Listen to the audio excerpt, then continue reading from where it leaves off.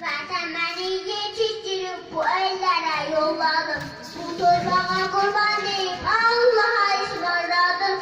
Boş oturma, çalış gel, hizmet eyle vatana. Sütün sana helal olmaz, sen meselsen düşmenden. Mağruşileri, hey, mağruşileri, Hey! Azerbaycan eşleri, dönmez geri, hey, dönmez geri, hey. Azerbaycan eşleri, yastığımız mezar taşı, yorganımız kan olsun. Biz bu yoldan döner olsak, namus bizi ara olsun. Boş oturma, çalış dedi, hizmet eyle vatana. Sütün sana helal olma, sen başaysan düşmana. Mavşileli, hey, mavşileli, hey. Azerbaycan eşleri, dönmez geri, hey, dönmez geri, hey.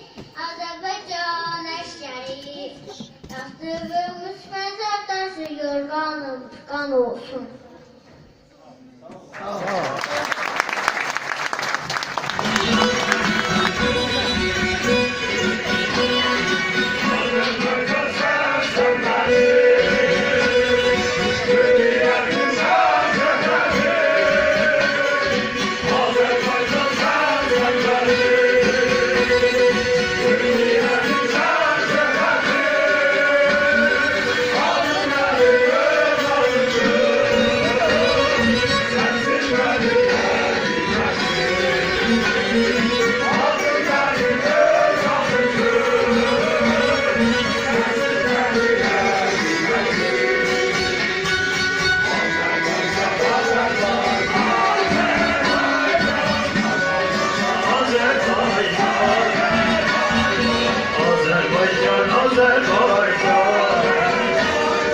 Yaşa yaşa Azerbaycan.